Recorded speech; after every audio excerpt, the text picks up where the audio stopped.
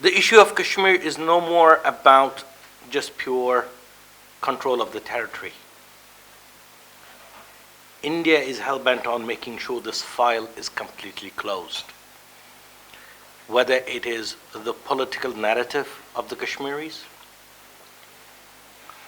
the demand for the right of self-determination,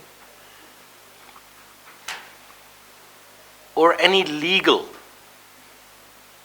precedences related to our right of self-determination.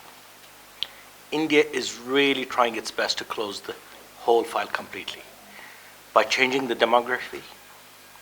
And this is not something that just started after 2019. We see the beginning of demographical engineering back in 1947, when it was the people of Jammu who first raised their voices against the integration with India and demanded an integration with Pakistan, well before Pakistan was officially formed. And at that time, Maharaja, along with the India and the RSS, began changing the demography from the Jammu sites, where the population was reduced from 68% being Muslims to 41%. There were really some good points raised earlier about the history of Kashmir, or what we perceive that valley is the only issue. I beg to differ in that. As I said, I think the people in Jammu, not just the valley, there was also a question raised that it is a sort of a territorial or a national liberation. To somewhat I extend, I agree. But I think we need to face the reality that the issue of Kashmir isn't just territorial. It is more religiously involved in there as well. And that is the reality of it. It is not just the human rights violations. If the people of Kashmir are targeted, they're mainly targeted because they are Kashmiri Muslims, not just Kashmiris. The ultimate goal for India is to completely remove the Kashmiri Muslims from existence or majority in Kashmir, and that is our biggest challenge at this point, especially post-2019. Coming back to the topic, we were talking about the 5th of May 2025.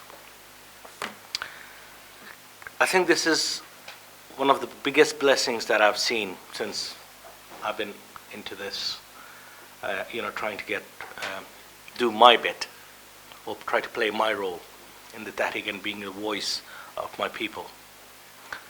Allah subhanahu wa ta'ala gave us a victory on the international level.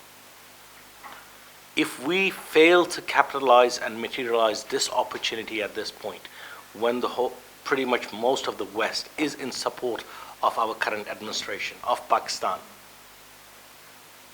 if we fail to capitalize this, I think we missed a great opportunity, and we may go back another 40 years or 50 years.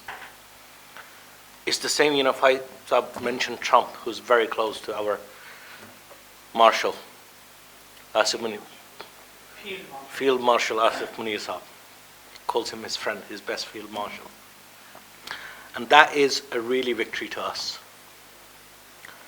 But remember, it is Trump.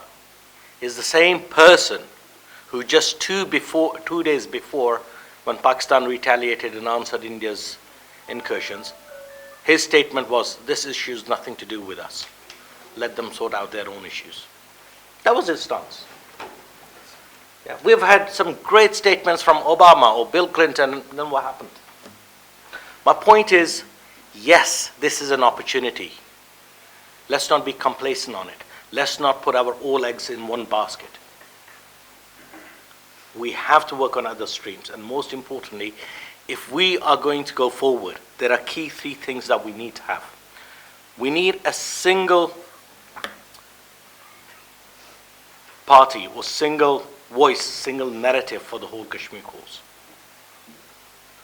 If we start dividing within ourselves, especially the future generation who's got to move forward, if we still do not resolve the issue of Kashmir kya banega, Kashmir kahan jata hai, and get away from that narrative into a single voice, which is freedom for Kashmir, we will still be, our enemies are still going to pick on us and start using us against each other. And we will still be here asking the United Nations 70 years after, what are we doing?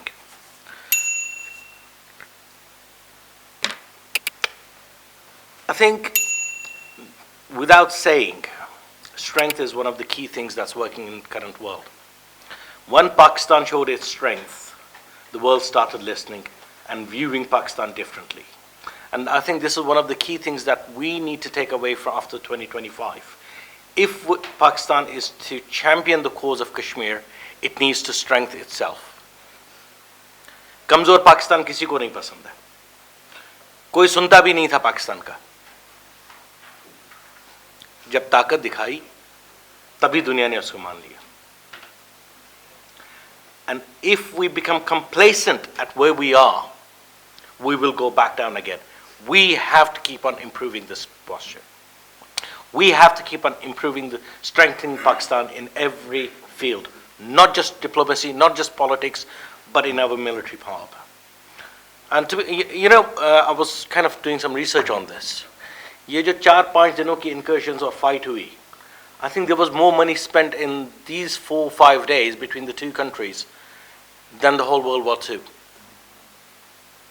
जब हम इतना खर्च कर सके, उसके बावजूद अल्लाह ताला ने हमें फतह दिया, I don't think we should regress and move back forward.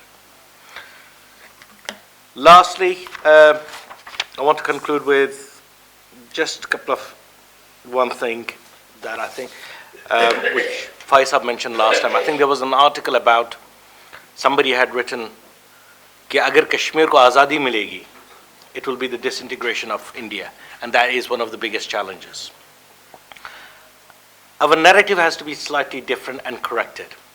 I don't think we are asking the world to choose between India or Pakistan. Kashmir has never been part of India. Kashmir will never be part of India.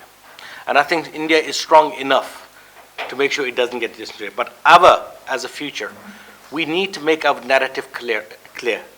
The issue is not between India and Pakistan. The issue is Kashmir. It's about 23 million people's issue.